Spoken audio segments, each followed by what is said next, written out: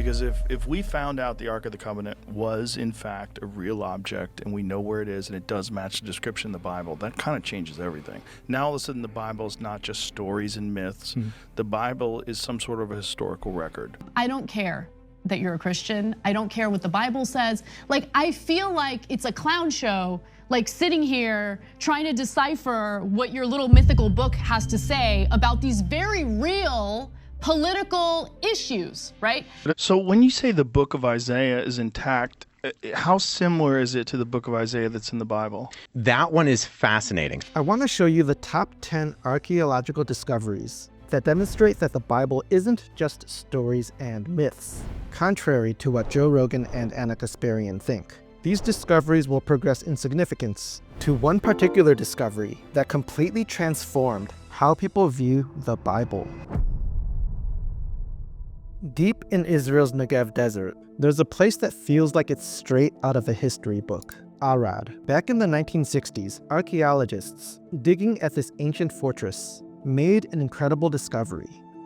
A small temple that dates back to the First Temple period, around 900 to 600 BC. But this wasn't just some random shrine. It was a carefully built sanctuary dedicated to Yahweh, often called the House of God at Arad. The setup of this temple is pretty wild because it looks a lot like how the Bible describes Solomon's temple in Jerusalem, just on a smaller scale. There was an outer courtyard where people gathered, an inner sanctuary with altars for burning incense, and even a Holy of Holies. Inside the Holy of Holies, they found 2 standing stones called matzboth, which were likely used as symbols of divine presence. Along with these, archaeologists uncovered pottery inscribed with names tied to Yahweh and even traces of animal sacrifices. All of this paints a vivid picture of what worship in ancient Judah might have looked like. What makes this discovery so fascinating is that it shows people weren't just worshiping Yahweh in Jerusalem. They had local temples, like this one, where they practiced their faith. It's a glimpse into how religion wasn't as centralized back then as some might think. The Arad Temple is like a bridge between the Bible and history. It proves that some things described in the Old Testament, like the way temples were set up and the worship of Yahweh, actually happened. Plus, it challenges the idea that all worship was centered in Jerusalem. It shows that there were local sanctuaries too. In the dusty ruins of ancient Babylon, archaeologists uncovered a treasure trove of documents that shed light on one of the most significant events in Jewish history, the Babylonian exile. These documents, known as the Babylonian Exile Tablets, or the Al-Yahudu Archive, were discovered in the 20th century and date back to the 6th century BC, the very time the Bible says the Jewish people were taken into captivity by King Nebuchadnezzar after the fall of Jerusalem. Here, look at these documents at the Bible Lands Museum. These are receipts and documents that belong to the exiled Jews. They were written in the Babylonian language 2,600 years ago. These documents include Hebrew names like Haggai, Joshua, Achikam, and Netanyahu. What makes these clay tablets so incredible is how they bring the exile to life. Written in cuneiform, they detail the daily lives of Jewish exiles living in Babylon. They mention names that are unmistakably Hebrew, like Gedaliah, Hanan, and Shelemiah, and even refer to a settlement called Al-Yahudu, which translates to the village of Judah. These weren't just scattered refugees. They were an organized community, farming, trading, and trying to rebuild their lives far from home. The tablets even list financial transactions, taxes, and legal agreements, showing how the exiles adapted to Babylonian society while maintaining their identity. The Babylonian exile tablets are like a time machine back to one of the Bible's most dramatic chapters. They confirm the exile was not just a symbolic or mythological event. It really happened, and these documents prove it. The detailed records back up the biblical narrative of a people trying to survive and thrive in a foreign land while holding onto their heritage. Beneath the bustling streets of modern-day Jerusalem lies a remarkable piece of engineering from ancient times, Hezekiah's Tunnel. Built over 2,700 years ago, this underground waterway is an incredible testament to both the ingenuity and the urgency of King Hezekiah's reign.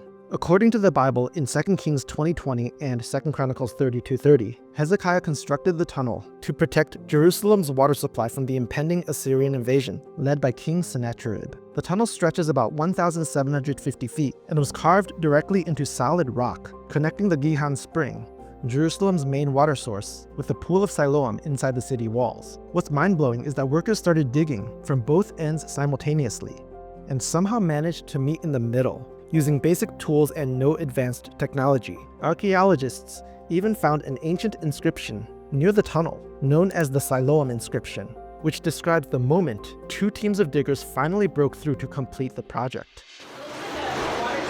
This tunnel right here was done by Hezekiah, and what he did, he took two teams from two sides of the mountain, and they started digging for two sides, and they actually met in the middle. To this day, the tunnel still carries water, and visitors can walk through its dark, winding path to experience this ancient feat of engineering firsthand.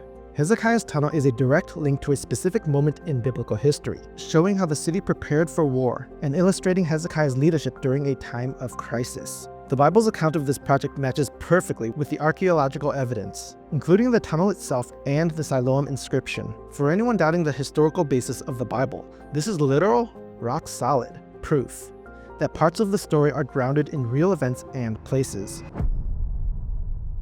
Tucked away in the city of David in Jerusalem is the Pool of Siloam, a site that connects the world of archaeology directly to the pages of the Bible. Discovered in 2004 during infrastructure work, this ancient pool dates back to the time of King Hezekiah, around the 8th century BCE, but its most famous moment comes from the New Testament. According to John 9, Jesus sent a blind man to wash in the Pool of Siloam, and his sight was miraculously restored. Like it says in the book of Acts, everybody came from different countries. So it says that they would come and they would have to purify themselves. So this was a giant pool, enough to accommodate this huge pilgrimage, the numbers of people who would come, purify themselves here, and then walk these steps. See these big steps? The discovery of the pool was nothing short of extraordinary. Workers repairing a sewage pipe stumbled upon stone steps leading down to what was soon identified as the biblical pool. Excavations revealed a wide, stepped structure large enough to accommodate crowds, matching descriptions of a public gathering place. The pool was connected to Hezekiah's tunnel, the underground aqueduct that supplied water to Jerusalem, and was likely a key part of the city's water system during the Second Temple period. Archaeologists also found coins and pottery from the time of Jesus, confirming the pool was in use during the 1st century CE, exactly when the Gospel of John places the healing story. The Pool of Siloam is a striking piece of evidence tying the Bible to real-world locations. It shows that the places mentioned in the Gospels weren't just invented. They existed, and they were significant parts of daily life in ancient Jerusalem. For believers, it's a tangible connection to one of Jesus' miracles, and for skeptics, it's a reminder that the Bible's stories are firmly rooted in history. In 1990, workers digging a construction site in Jerusalem stumbled upon a remarkable find, a limestone burial box, or ossuary, with an inscription that read, "Joseph, son of Caiaphas." This simple yet profound artifact is believed to belong to the very high priest Caiaphas, mentioned in the Gospels as the one who played a key role in the trial and crucifixion of Jesus, in Matthew 26, 57 through 67, and John 18, 12 through 14. Caiaphas, as you know, was the high priest who led the religious trial of Jesus before the Sanhedrin. You can read this account in chapter 26 of Matthew's Gospel. Well, in 1990, the grave and ossuary of Caiaphas was discovered. A construction effort was underway to build a water park in Jerusalem. During the excavation, a tractor fell through the roof of an ancient burial cave. It is apparent that the grave had been previously pilfered by grave robbers. Some of the bones were scattered, ossuaries were broken and smashed, and pottery was thrown all around. Fortunately, the southernmost tomb where the Caiaphas ossuary resided was not discovered by the grave robbers. The ossuary, intricately decorated and made of high-quality limestone, suggests it belonged to someone of great importance. Inside were the bones of a man in his 60s, which matches historical accounts of Caiaphas as a prominent figure in the early 1st century CE. The inscription, written in Aramaic, directly ties the ossuary to the Caiaphas family, providing a rare and direct link to a major New Testament character.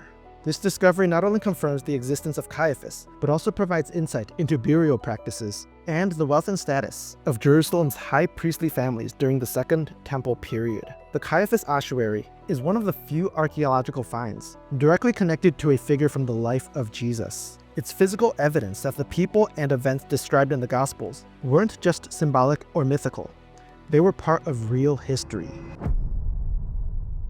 In 1961, a group of archaeologists working in Caesarea, Israel, uncovered a stone slab that would make history, the Pilate Stone. This limestone block, originally part of a theater staircase, bears an inscription in Latin that names Pontius Pilate, the Roman prefect of Judea, during the early 1st century CE. Pilate is, of course, infamous for presiding over the trial of Jesus and authorizing his crucifixion, as recounted in all 4 Gospels. Discovered in 1961, a simple stone in Caesarea Maritima sent shockwaves through the world of archaeology and history. Inscribed with the name of Pontius Pilate, this stone not only confirmed the existence of the Roman governor, but also provided undeniable evidence of one of the most pivotal events in history, the crucifixion of Jesus Christ. The inscription refers to Pilate as the prefect of Judea and mentions his dedication of a structure, likely a temple, in honor of Emperor Tiberius. Before this discovery, some skeptics questioned Pilate's historical existence, since evidence of him outside of the Bible and a few historical texts, such as Josephus and Tacitus, was scarce. The Pilate Stone changed that, providing solid archaeological proof of his role as a historical figure. The stone itself is relatively unassuming, but its message is monumental. It links Pilate to Caesarea, the administrative center of Roman Judea, and confirms his title and position as described in historical and biblical accounts. The Pilate Stone is one of the most direct pieces of evidence connecting the Bible to real-world history. It validates the existence of Pontius Pilate and his role as the Roman governor during Jesus' time. It's a powerful reminder that key figures in the Bible aren't just part of religious tradition. They were real people in real places. In 1868, an intriguing black basalt stone was unearthed in modern-day Jordan, inscribed with ancient text that would send shockwaves through both the archaeological and biblical worlds. Known as the Moabite stone, or Mesha Stele, this artifact dates back to around 840 BC and was commissioned by King Mesha of Moab. What makes it so fascinating is that it contains the earliest known reference to Yahweh, the God of Israel, outside the Bible, and it directly parallels events described in the Old Testament. So finally, I get to see for the first time the Moabite stone itself. I've been wanting to see this for many, many years, and here it is. Wow.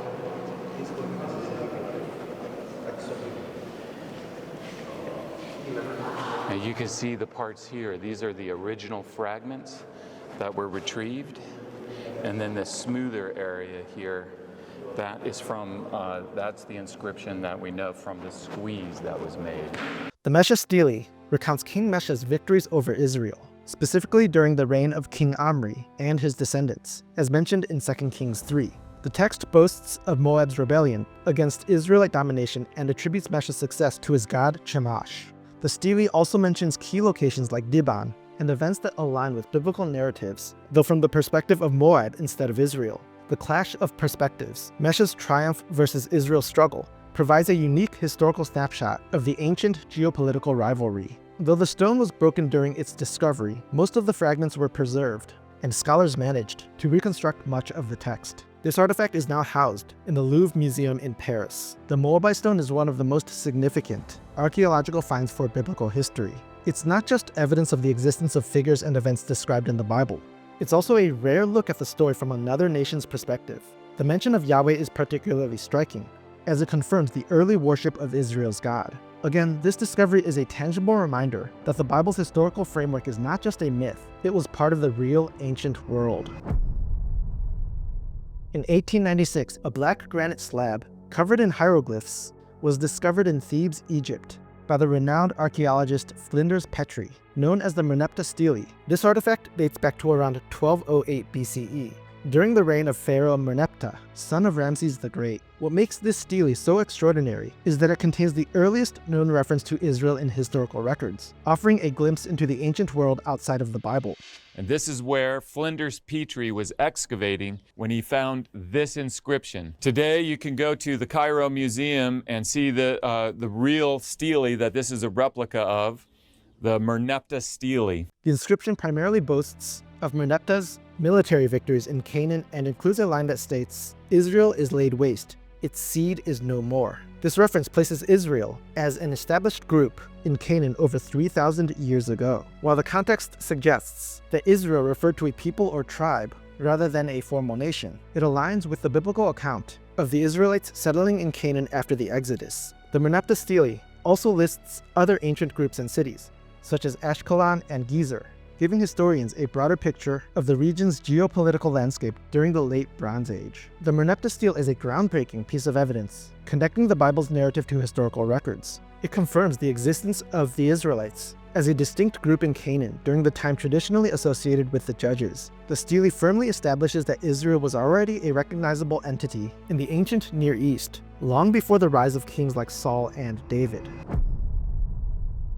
In 1993, archaeologists working at the ancient city of Tel Dan in northern Israel made an astonishing discovery, a fragment of a black basalt stele inscribed with an Aramaic text, known as the Tel Dan Stele. This artifact dates to the 9th century BCE and contains a phrase that rocked the archaeological world, House of David. This was the first time King David's dynasty was mentioned outside of the Bible, providing direct evidence that David was not just a biblical legend, but a historical figure. And since no other ancient inscriptions have been found with the full phrase House of David, the Tel Dan Stele could be the first proof of the Davidic dynasty itself. Has this been authenticated? Yes, it was checked by geologists, by historians, by archaeologists, so there is no doubt about the authenticity of this inscription. The Tel Dan Stele was likely commissioned by Hazael, king of Aram Damascus, who boasts of his military victories over Israel and Judea. The inscription, though broken, describes the defeat of a king from the House of David, confirming that the Davidic dynasty was an established and recognized power in the region during this time. Before this discovery, many scholars doubted the existence of King David, arguing that he was a mythical figure created by later generations. The Tel Dan Stele changed that by proving that David's lineage was real and known to neighboring nations, adding substantial weight to the biblical narrative. The Tel Dan Stele is a game changer for understanding biblical history. It provides solid archaeological evidence that King David and his dynasty were real, countering claims that they were purely fictional. This discovery anchors the stories of David and his descendants firmly in the ancient world, bridging the gap between faith and history. In 1947, a young Bedouin shepherd searching for a lost goat near the Dead Sea stumbled upon one of the greatest archaeological finds of all time, the Dead Sea Scrolls. Hidden inside a cave at Qumran were ancient scrolls and fragments that would forever change how we understand the Bible and its history. The religious scrolls comprise the entire Hebrew Bible, or Tanakh, save for the books of Nehemiah and Esther. These discoveries proved significant for both Judaism and Christianity, since many of the books in the Hebrew Bible make up the Old Testament of the Christian Bible. It is clear from this portion of the scrolls that the community responsible for writing them valued their religious beliefs highly. Upwards of 30 copies of certain books of the Tanakh have been found, such as those of Deuteronomy. Over the next decade, more caves were explored, and a total of 11 caves yielded thousands of scrolls and fragments, some dating back as far as the 3rd century BCE. The scrolls include portions of almost every book in the Hebrew Bible, as well as texts describing the rules and beliefs of the mysterious sect that lived in Qumran, likely the Essenes. Among the scrolls is the famous Great Isaiah Scroll, which contains the entire book of Isaiah and is remarkably similar to the version found in modern Bibles, proving that the text of the Old Testament has been preserved with incredible accuracy over millennia. That's why the book of Isaiah, what you were telling me, is so fascinating, that 1,000 years later, you have the exact translation of this. These manuscripts also include apocryphal and sectarian texts, offering a window into Jewish life and thought during the Second Temple period. The scrolls confirm many details of biblical history and shed light on the cultural and religious context of the time, including the messianic expectations that set the stage for early Christianity. The Dead Sea Scrolls are unparalleled in their significance. They provide the earliest known copies of the Hebrew Bible, proving that the texts have been transmitted with extraordinary fidelity over thousands of years. The scrolls show that the Bible wasn't written or altered in later periods. It's rooted in the ancient world. You can look at archaeology, and you can compare the history of the scripture with what archaeology has discovered. You'll find precise conformity to those facts. Hey, I'm Mike. If you want to support what I'm doing and help these videos reach more people, would you consider clicking that subscribe button? Thank you so much for watching this video until the end. Here is another one that you might find interesting.